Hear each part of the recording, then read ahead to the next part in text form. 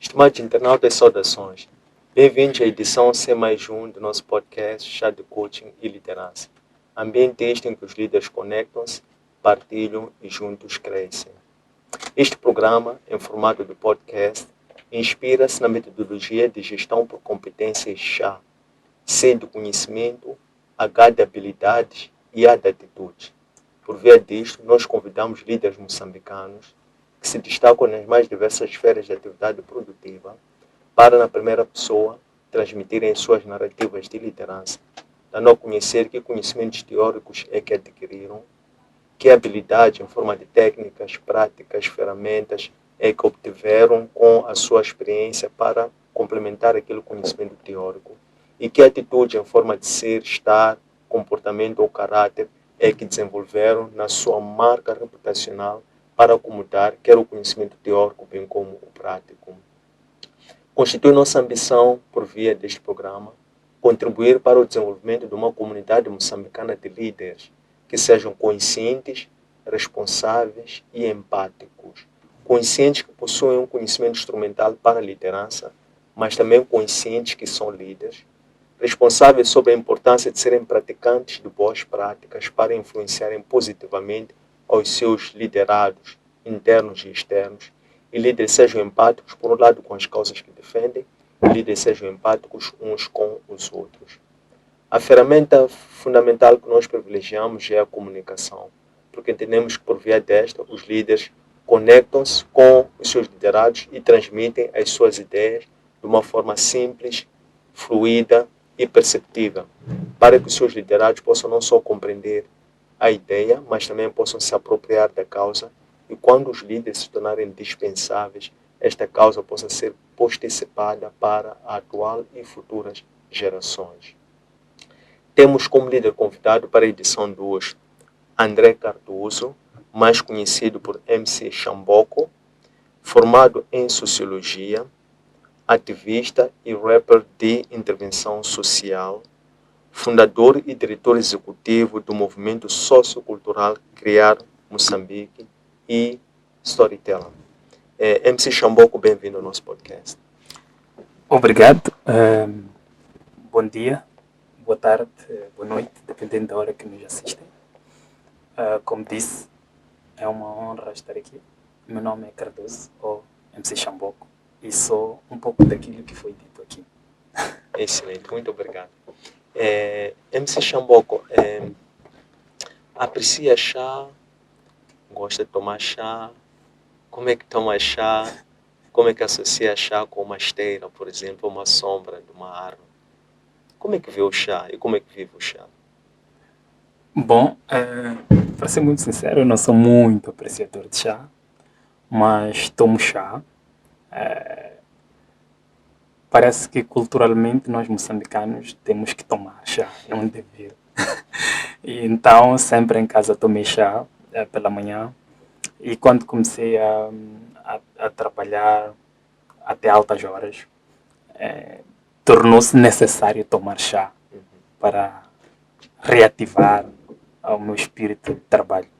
Então não sou grande apreciador, mas tenho que tomar chá e tomo chá e não acho mal.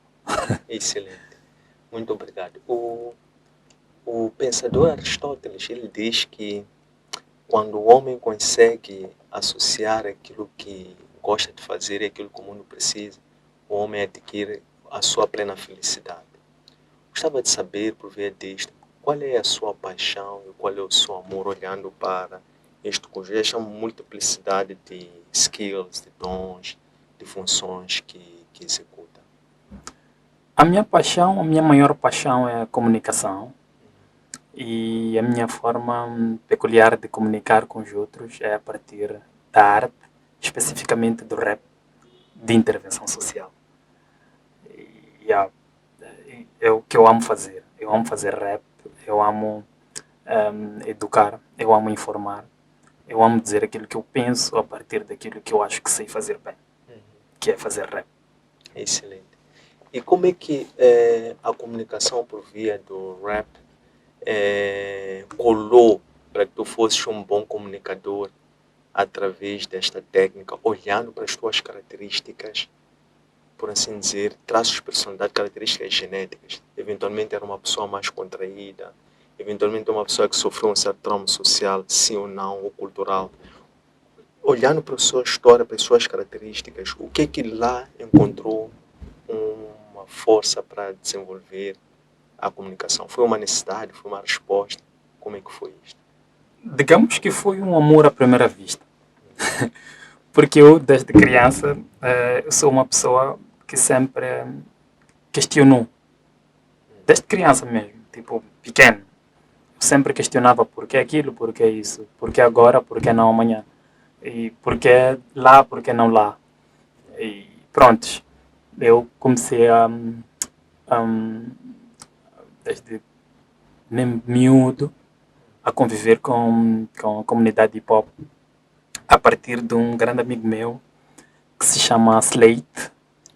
Ele, na altura, fazia parte de um elenco na Matola, chamava-se More Records, que era um grupo do bairro do Fomento que fazia um rap de intervenção social muito bom. E cresci naquele mundo de ouvir Slate, de ouvir Nave, de ouvir Manigueizo. E pronto, acho que por mimetismo até, intentei em 2008 escrever o meu primeiro freestyle, ou a minha primeira letra. E quando mostrei aos meus amigos, quando fiz ouvir aos meus amigos, disseram: não, essa letra não é tua, essa letra é de duas caras. Uau, a minha primeira letra comparada com a de duas caras. Interessante. E pronto, não parei mais de escrever por causa aquele gatilho que eu senti, de que afinal eu tinha potencialidade para comunicar a partir disso. Que aquele mimetismo, afinal, pairava em mim, que eu podia continuar, podia explorar cada vez mais. Fui me envolvendo cada vez mais, comecei a fazer freestyles na escola. Mas repare que os meus freestyles eram sempre interventivos. Eu lembro-me que na altura, malta 2008, 2009, na Escola Secundária da Liberdade, nós fazíamos rodas de freestyle e privilegiávamos sempre essa ideia de que vamos lá falar sobre os teachers que atrasam, por exemplo. Vamos lá falar sobre as casas de banhos sujas. Que tal improvisarmos sobre isso? Eu não era tão bom de improviso assim, mas sempre rabiscava alguma coisa e a gente fazia isso. E fui fazendo e estou fazendo. Excelente. Disse que a arte de escrever, disse-nos aqui que a primeira composição criou este impacto ao ponto de até ter sido elogiado, associando-se a alguém que já tinha um pouco mais de estrada do que o caso do MC Chamboco. E aquilo fez-lhe despertar que talvez ali estava um ponto forte, algo por explorar. Disse que a arte de escrever é aperfeiçoada com a leitura. Qual é a importância que atribui a leitura para o desenvolvimento da comunicação ou do skill de comunicação, sobretudo a questão da comunicação escrita, porque até certo ponto, e depois gostava de perceber até que ponto é que a arte de escrever bem é um ponto positivo como na comunicação através do rapper de intervenção social. Eu tenho certeza que um bom escritor de qualquer área, ele tem que ser um bom leitor. Não há como dissociar essas duas coisas. A não ser que você tenha um dom qualquer estranho que te permita escrever com base nas tuas elucubrações. Mas um bom escritor tem que ser um bom leitor. É indissociável isso. Então eu apregoo muito que as pessoas que quiserem enveredar pela comunicação escrita ou qualquer outro tipo de comunicação não devem dispensar leitura. Muita leitura, leitura e mais leitura. Eu acredito que isso é muito importante. Como é que no dia a dia, para além da leitura, que outros exercícios, estímulos, hábitos, falou-me de mimetismo, como é que desenvolveu o mimetismo enquanto uma das técnicas de memorização e depois que lhe facilitam a comunicação? Como é que se trabalha para desenvolver essa eloquência na comunicação? Ouvir ouvir. Eu ouvi, conforme disse quando comecei, eu ouvia muito More Records. Ouvia também outras músicas que Slate me apresentava. E fui descobrindo outras pessoas que podia ouvir. Pessoas que falavam sobre as mesmas temáticas que me interessavam. Eu venho de uma zona suburbana e devo entender que nas zonas suburbanas sempre as dinâmicas são as mesmas. Pobreza, saneamento, dificuldades de transporte, de alimentação, e etc, etc.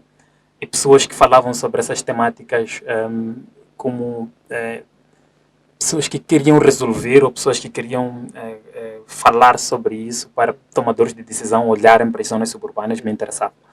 Então eu ouvia muito músicas que falavam sobre isso. E obviamente que depois, com o tempo, fui abrindo o meu horizonte, fui ouvindo outras coisas e fui ganhando outras perspectivas.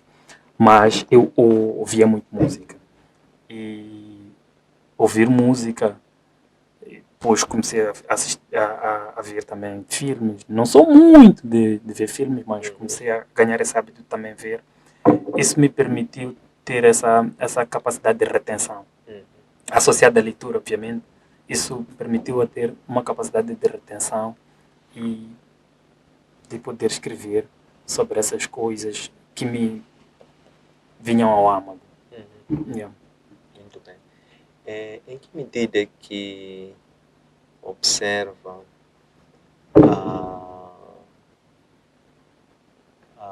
a contribuição desta classe de ativistas que são os rappers de intervenção social? Este que esteve aqui bem a dizer que os que se preocupam com as dinâmicas da vida nas comunidades, nos bairros, vamos lá, assim na periferia, ou bairros que estejam assim um pouco à volta da cintura, do centro da cidade, até porque os problemas às vezes que esses vivem não são muito diferentes dos problemas aqui um pouco do centro, embora hajam assim alguns fenômenos de tapar ou algumas intervenções paliativas. Em que medida é que sente que esta contribuição tem sido significativa ou impactante para os tomadores de decisão? Bom, primeiro é que eu acho que depois, já nos 2000, começou-se a fazer muito pouco o rap de intervenção social. Muito, mas muito pouco. Depois podemos conversar sobre as razões que levaram a que diminuísse o número de intervenções sociais a partir do rap. E também, e por via disso, os tomadores de decisão não tinham muito acesso a isso. Tinhas algumas pessoas, poucas pessoas que faziam, e essas pessoas também devem perceber que tenham dificuldades em ir à televisão, que eram os meios que possibilitavam que as pessoas fossem visíveis e audíveis. Tinham dificuldades de ir à rádio, porque elas tinham sido conotadas como marginais, como pessoas que não têm rumo nenhum na vida, que só fumavam, só bebiam e andavam com as calças abaixo da cintura. Então não tinham nada a dizer ao mundo. Então ninguém lhes dava ouvidos. Até que veio a Zagaia. Quando a Zagaia começou a explodir, começou a falar de forma muito vil, os tomadores de decisão começaram a prestar atenção. E com a Zagaia começaram a surgir pequenos movimentos ou pequenos grupos, pequenos rappers, ou alguns que até já existiram, começaram a ganhar força de retornar a esse movimento de rap de intervenção social. E os tomadores de decisão começaram a prestar atenção a esses rappers, a essas pessoas que falavam a partir da música sobre determinadas problemáticas e de alguma forma impactaram sobre algumas coisas que deviam ser feitas ou podiam ser melhoradas ou não estavam a ser feitas e aguçaram um pouco a visão deles. Hoje, com a internet, temos cada vez mais espaço, mas por causa do cerceamento que há, há muitas poucas pessoas a fazerem o rap de intervenção social contundente, que questiona, que expõe problemas, que reivindica e que procura cada vez mais espaços para a afirmação de jovem. Muito bem, excelente. Qual é o propósito de vida do MC Chamboco? O que é que lhe faz acordar todas as manhãs com a mesma disposição de servir, ainda que os dias não sejam os mesmos, as temperaturas de cada dia não sejam as mesmas, cada dia é um dia pelo calendário diário. Qual é o cruzamento entre aquilo que ama fazer, aquilo que as pessoas podem pagar para fazer, aquilo que fazes bem, aquilo que o mundo precisa? Qual é o seu propósito de vida?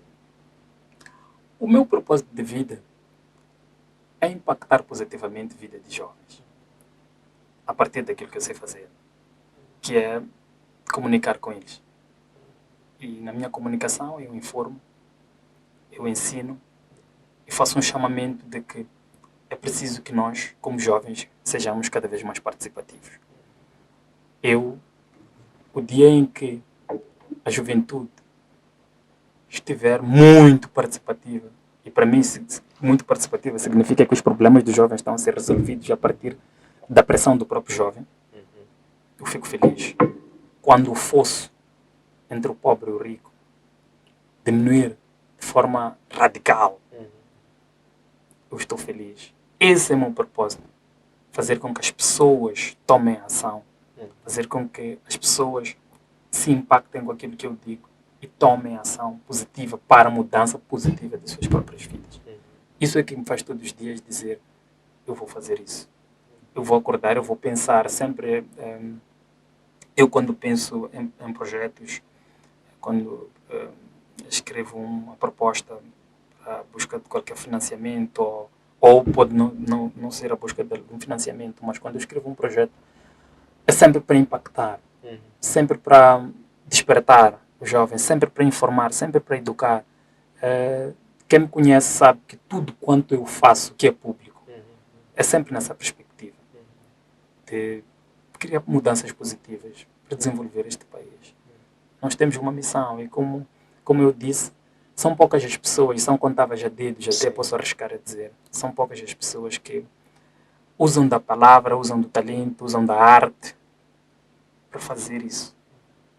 Para dizer, acordem, questionem, isto está errado, isto aqui pode ser feito melhor, estudem, aprendam, formem-se, trabalhem, investiguem, isto pode ser feito melhor, e etc, etc.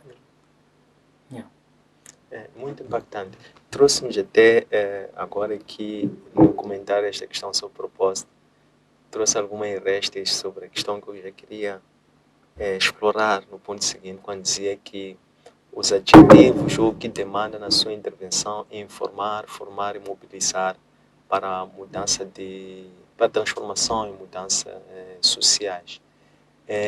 Gostava de perceber qual é a importância do conhecimento para o desenvolvimento das sociedades e de que forma é que este conhecimento pode ser vital para a redução do fosso a nível das classes sociais, vamos lá, do topo da pirâmide, da base da pirâmide, tendo em conta que o índice da pobreza reduziu e tem estado a reduzir nos últimos tempos. Repare que na minha intervenção anterior eu estava a dizer... Desculpa, perdão, o índice da pobreza aumentou, peço desculpa. Ok. Repare que eu estava a dizer na minha intervenção anterior. Aliás, eu introduzi alguns conceitos. E desses conceitos eu disse duas coisas interessantes, importantes para mim. Estudem, investiguem. Isso significa a busca incessante pelo conhecimento, a investigação, estudar. Isso é muito importante. Mas muito importante. Eu sempre, desde que começamos esse chá, eu estou a dizer que uma das coisas que eu faço na minha comunicação para com as pessoas que me seguem é informar as pessoas. Porque informação é poder. As pessoas têm que conhecer as coisas. As pessoas têm que saber falar com propriedade. Eu, algumas vezes, tenho dado algumas capacitações a artistas sobre questões de intervenção. E eu tenho dito que essa é uma chave importantíssima. Um artista que se quer formar ativista, ele não pode tatear. Eu tenho uma EP que se chama Xamboco das Dívidas, que foi das primeiras EPs que abordava a questão das dívidas ocultas.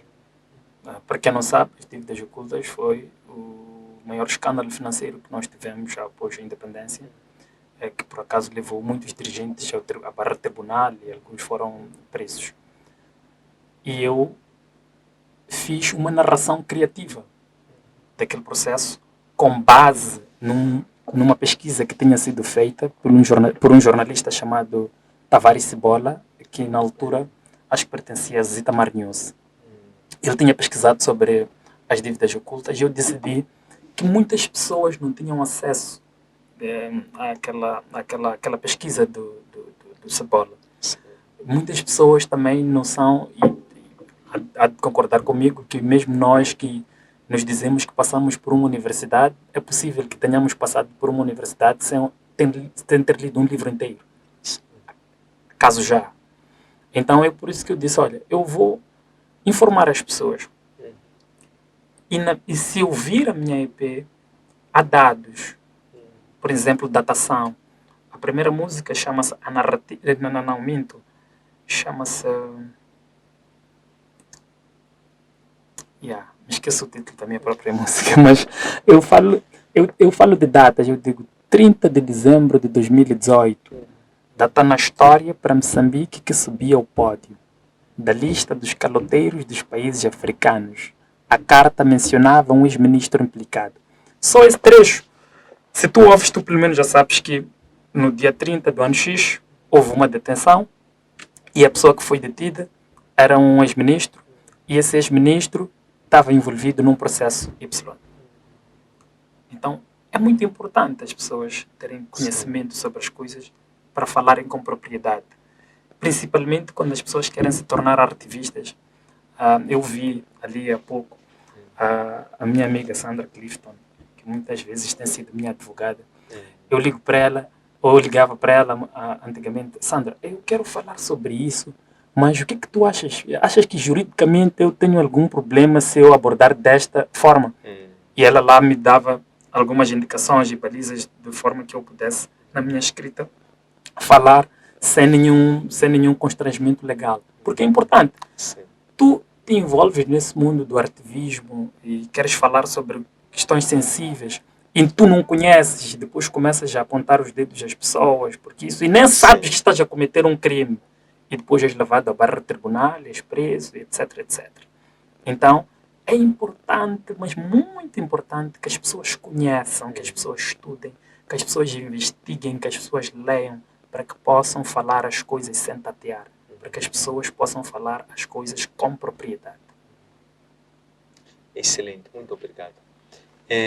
Como é que acomoda ou ajusta a sua comunicação quando está a lidar com a sua equipe ou a lidar com vários stakeholders? Comunicação a nível de gestão de equipe. Como é que engaja na comunicação verbal, não verbal? E como é que também depois desenvolve essa comunicação e queria perceber qual é a diferenciação, como é que depois se adapta um MC Xamboco, como é que o MC Xamboco se adapta à comunicação a nível de equipes, né? Ok.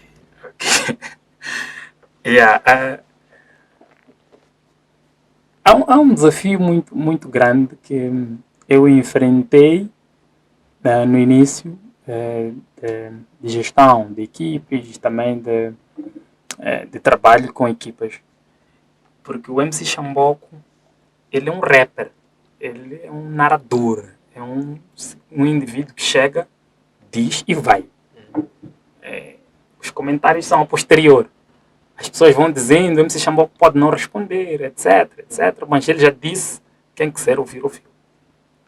A nível de equipas, então, está lá o MC Xamboco. O MC Xamboco já não pode ser o MC Xamboco que diz apenas e vai. O MC Xamboco tem que fazer essa gestão de ouvir as diferentes vozes dos que não são MC Xambocos, mas que também têm algo a dizer. Como é, como é que não é, como é que acham, como é que pode ser feito. Então, a comunicação frequente, falo de meetings com a team, saber quem é cada um, quer dizer, neste momento em que as times são pequenas, pelo menos para o meu caso, é fácil saber que este é o Carson, este é o Madger, esta é a Neida, esta é a Jéssica, esta é a Elda, esta... Yeah. Então, saber quem são essas pessoas, como é que essas pessoas são, como é que elas cotidianamente interagem entre elas, como é que elas interagem comigo e como é que isso nós podemos ajustar para fazermos uma só team coesa com um certo tipo de perfil. Yeah. Então, vou fazendo essa barganha, essa pequena gestão sobre não ser o MC Xamboco simplesmente relatador, mas um MC Xamboco que também ouve e tenta encontrar um ponto de equilíbrio aqui para que nós possamos fazer as coisas andarem. Penso que é mais ou menos isso, né? Com relação à gestão de times, como é que eu faço para gerir um pouco essa questão comunicacional, saindo do MC Xamboco que só diz e vai, para um MC Xamboco que interage e busca um consenso ou um equilíbrio. Excelente. E como é que faz o balanço entre o artigo 51 parece ser uma mensagem que expressa uma parte daquilo que é a imagem ou a marca que quer veicular. Como é que faz o balanço entre o Xamboco, porque Xamboco, como é que faz o balanço, o equilíbrio entre o Xamboco, o artigo 51, a sua imagem institucional, e de que forma é que esses dois se encaixam? Bom, o artigo 51 não é uma imagem do MC Xamboco, em tanto que tal. O artigo 51 é uma espécie de advocacia a uma necessidade que há de haver cada vez mais abertura ao espaço cívico. Porque o que nós notamos é que há cada vez mais fechamento do espaço cívico. O direito à manifestação.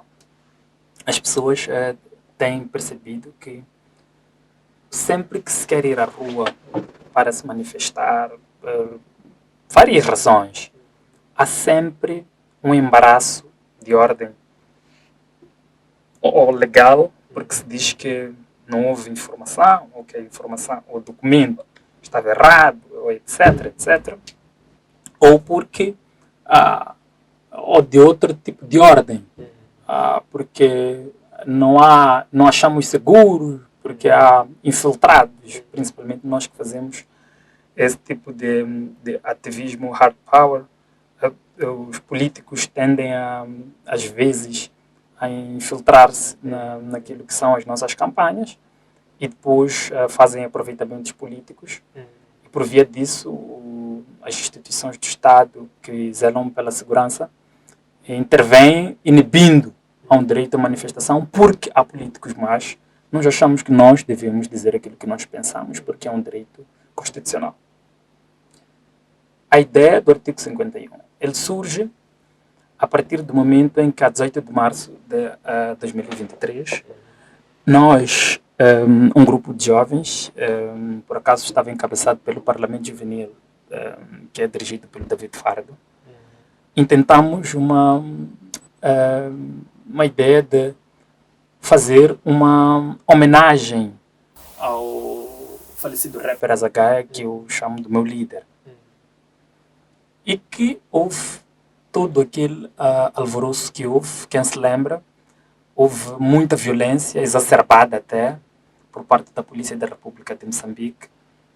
Houve um jovem, que é o Inocêncio Manhi, que depois também teve outro jovem que não se fala muito dele, mas também teve um problema no olho. O Inocêncio ele perdeu o olho, vítima de baleamento. Várias pessoas foram detidas ilegalmente, várias pessoas foram chamboqueadas, várias pessoas inalaram gás lacrimogéneo, desmaiaram e então achamos que aquilo era uma mensagem para que as manifestações elas parassem, principalmente por parte dos jovens. E nós achamos que não estamos a fazer nada de errado. O que nós estamos a fazer é simplesmente usufruir daquilo que é um direito que está disposto na Constituição da República. E a Zagaia, estranhamente, ele tinha feito o seu último espetáculo, intitulado Artigo 51. Então, nós, como time, como Geração 18 de Março, decidimos que vamos trajar essas camisetas e vamos fazer delas uma forma de campanha de reivindicação pela abertura do espaço cívico. Interessante a ideia que nos transmitiu, porque já adiantou-nos que uma das suas preferências até designou como mestre. Há pouco tempo alguém, num espaço de debate profissional, perguntava em público e convidava-me a reagir e dizia: se alguém nos dias de hoje quiser candidatar-se a uma certa posição numa organização, deve antes procurar saber quem são os líderes dessa mesma organização. E eu comentei que isso era importante, porque é importante nós conhecermos quem são os nossos mestres, na medida que eles passam a ser a nossa referência e influenciam-nos direta e indiretamente. Associada à ideia do mestre, de líder, de referência, quais são os traços ou atributos de liderança que entende que sejam mais importantes para que um líder deve trabalhar em si? Atributos que um líder deve ter: empatia, comprometimento, solidariedade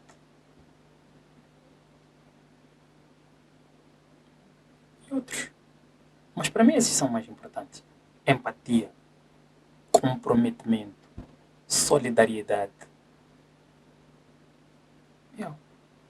Existem outros, obviamente, que podem não me ocorrer, mas para mim esses são basilares. Acho que todo o resto podem se circunscrever a esses. À volta deles. Eu acho. Na tua opinião, líder MC Chamboco, essa questão também é um pouco controversa e gosto sempre de aprender mais. Em sua opinião, os líderes nascem líderes ou desenvolvem-se como líderes? Como foi o seu caso? O que entende sobre isto?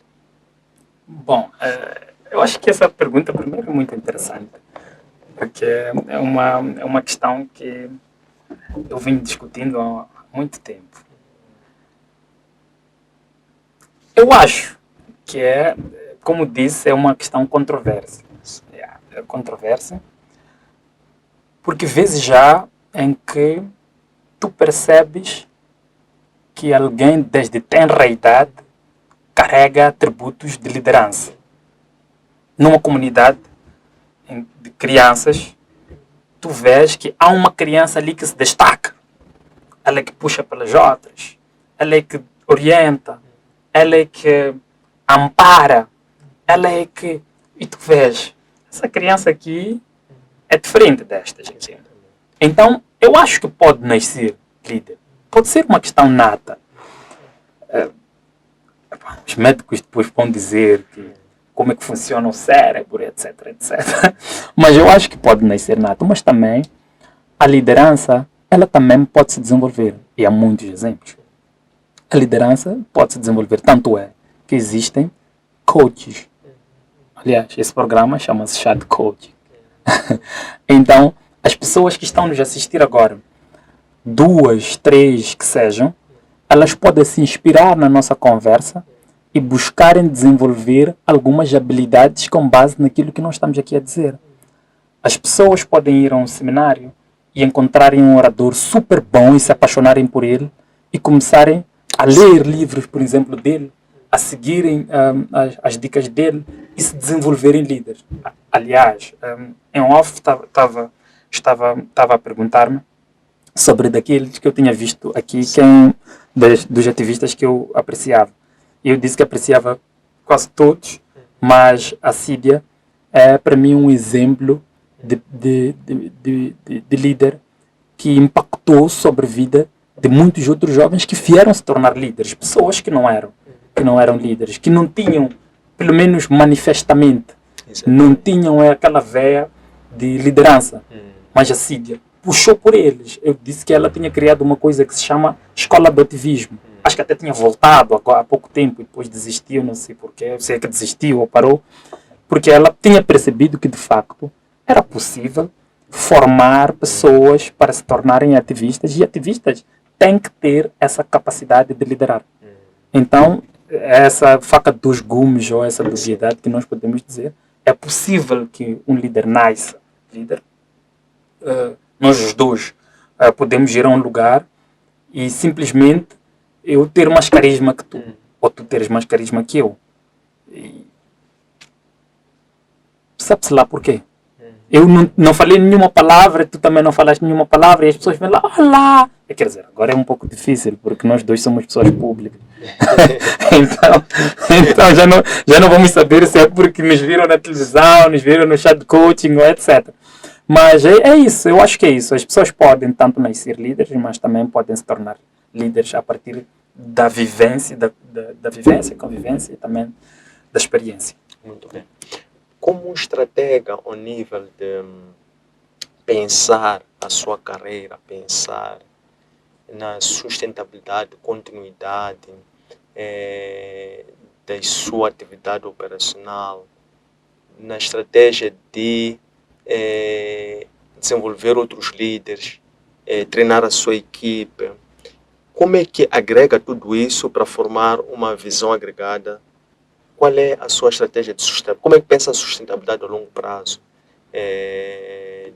disto que tem estado a fazer para o culminar do seu propósito? É uma boa pergunta. Muito boa pergunta. Por que eu digo muito boa pergunta? Porque o Criar Moçambique, que é o movimento que eu dirijo, ele surge exatamente dessa necessidade de sustentabilidade. Porque quando eu faço a EP Xamboco das Dívidas, eu tive apoio da Open Society Initiative for Southern Africa na altura, agora Open Society Foundation. E a Open Society, eu só tinha ido para um evento em que eles queriam juntar jornalistas e artistas para refletirem sobre como é que podia fazer esse cruzamento entre a atividade de pesquisa jornalística e os artistas. Sim. E lá houve essa proposta de que, olha, por que vocês não fazem uma coisa em pares assim?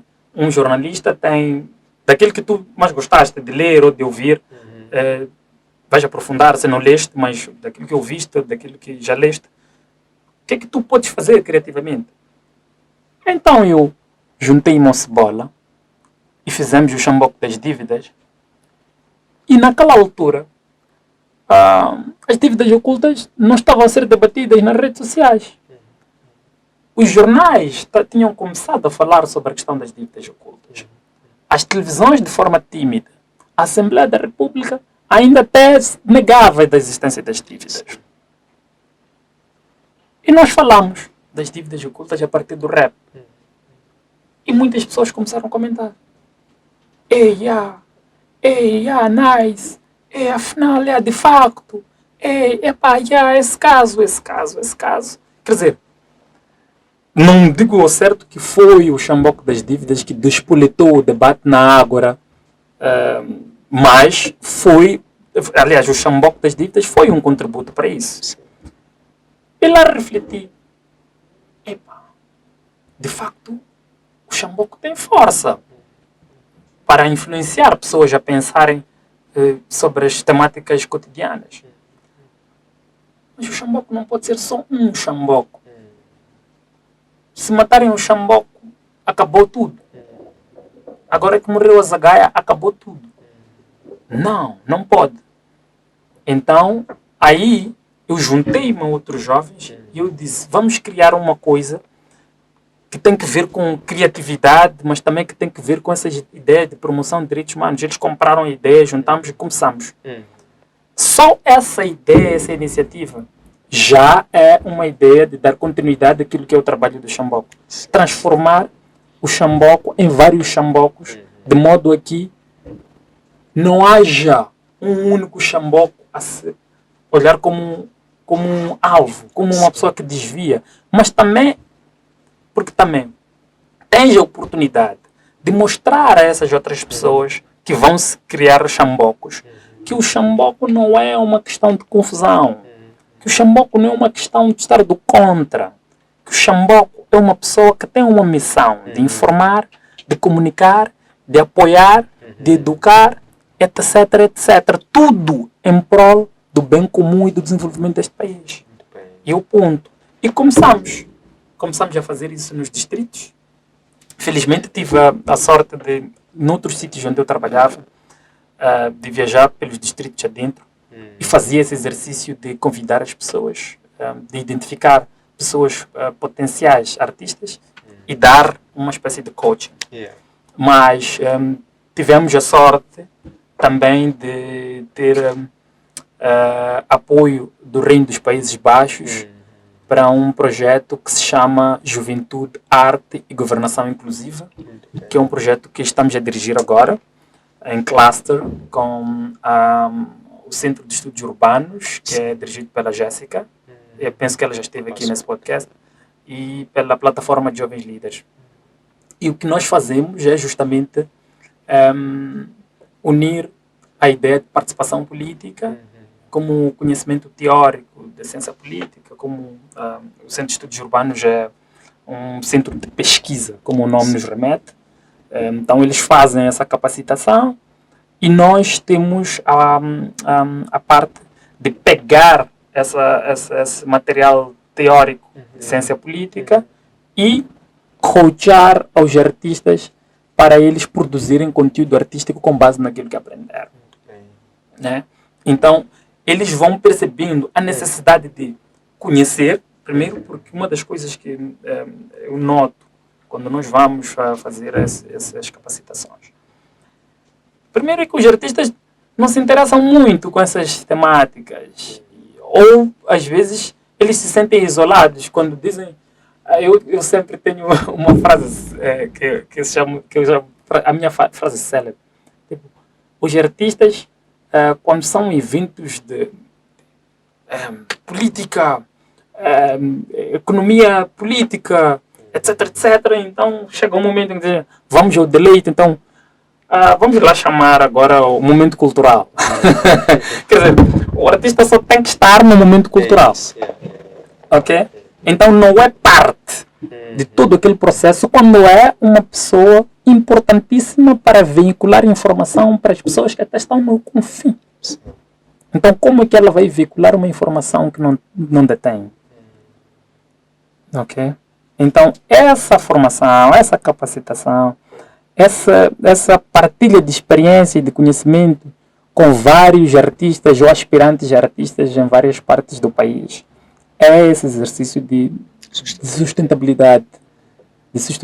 Eu sonho com uma coisa que ainda vamos fazer, que é uma coisa brilhante a nível nacional, que um dia no outro chá eu volto para aqui e digo, eu consegui fazer aquilo que eu queria dizer. Que é essa ideia de transformar, de fazer em cascata, das pessoas se multiplicarem, das pessoas continuarem a fazer e verem que não estão a fazer mal nenhum.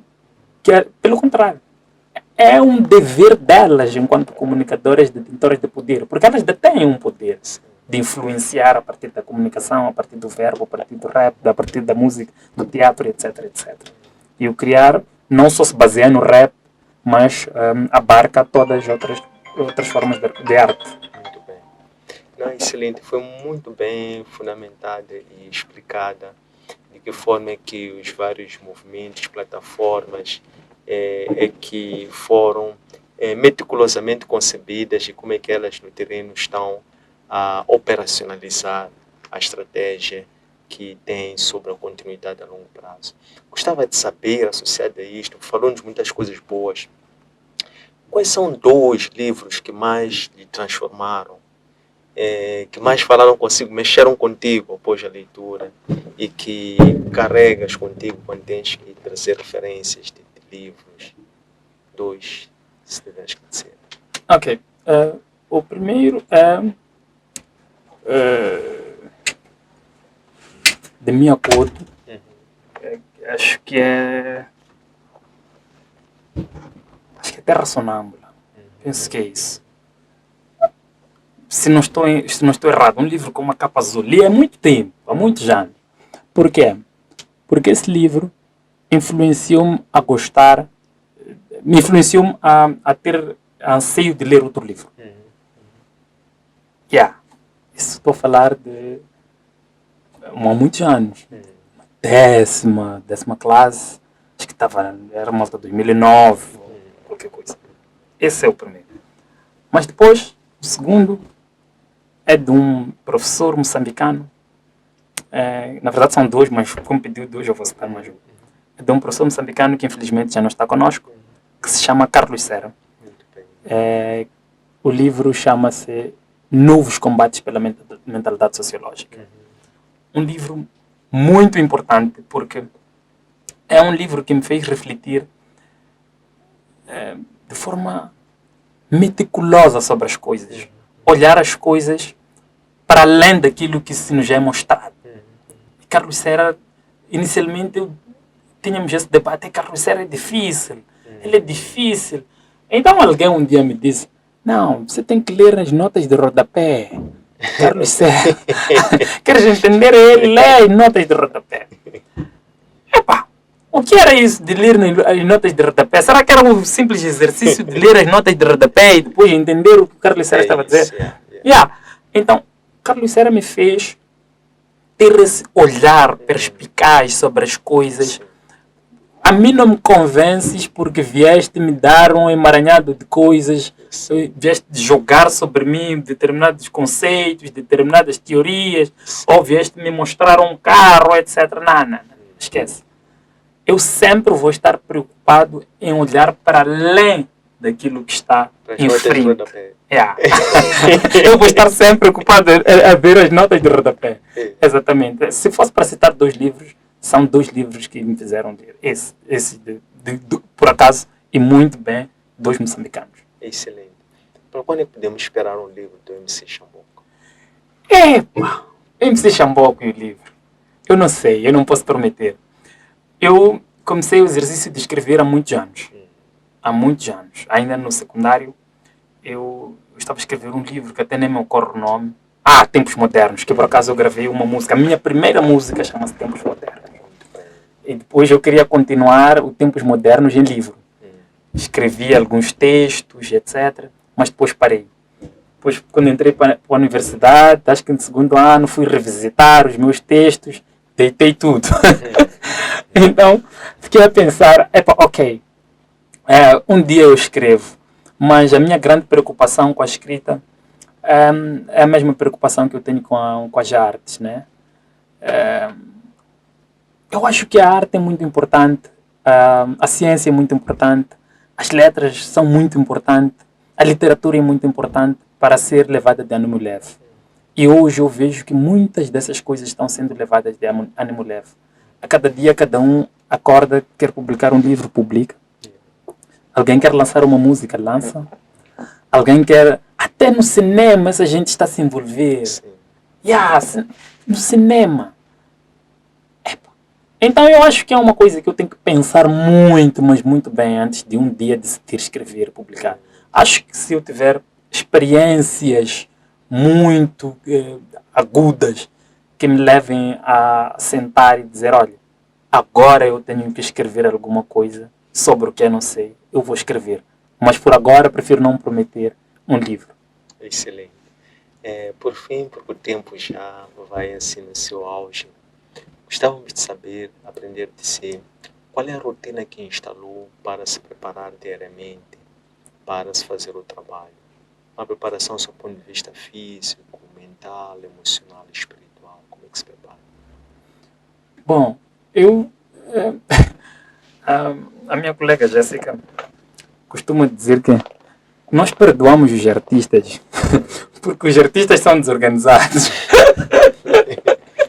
Então eu não tenho uma rotina assim regrada Sim. sobre o que é que eu devo fazer para ir ao serviço. Faço as coisas básicas. Acordo, tomo banho, me alimento, me preparo, vou ao trabalho. Ora, mentalmente, sempre dia anterior ou pela manhã, mesmo que eu possa tomar um transporte para o sítio onde vou tomar o transporte direto para o serviço, eu prefiro caminhar. Muito bem, muito bem. Yeah. Então, ao fim do dia, eu sempre caminho. Uhum. À toa mesmo. Uhum. Caminho, fico a refletir sobre as coisas, sobre o que é que eu queria fazer, sobre o que é que eu quero, sobre o que é que ainda não fiz, sobre aquilo que eu gostaria de fazer, e etc. E agora estou a tentar fazer, como é que se diz? Anotações. Sim, sim. Yeah, vou tentar fazer anotações. Mas faço isso, caminho, medito. Eu posso chamar isso de meditação. Uhum. Medito e fico pronto. Espiritualmente me preparo para me fazer ao meu dia a dia laboral. Excelente. Muito obrigado por este chá, o qual agradecemos pela disponibilidade e pela forma tão natural e orgânica que nos chamboqueou. Desejo assim muito bom ânimo, que o Criador continue a inspirar-lhe e que lhe conceda longa vida para continuar a impactar positivamente as pessoas, levando adiante o seu propósito de vida, que o faz com muita arte. Muito obrigado. Foi um prazer enorme ter essa conversa. Eu nem imaginava que teria essa conversa. Que o rumo da conversa seria esse, na verdade, muito, muito fluido, muito, muito natural e muito didático, porque não só das minhas respostas se fez o programa, mas as suas perguntas também foram totalmente importantes para me fazerem também refletir naquilo que eu vou fazendo. A todos que nos viram, nos acompanharam, estamos sempre juntos, MC Chamboco, e continuem a acompanhar o Chá de Coaching. E até a próxima. Muito obrigado. Estas lições encontram depositadas em nossos arquivos digitais, nossas páginas de Facebook, de Instagram e de YouTube, Antônio Sende LDA, nosso aplicativo para plataformas Android LOE, nosso webpage www.academiaservo.com. Espero que gostem. Um abraço de luz e até breve.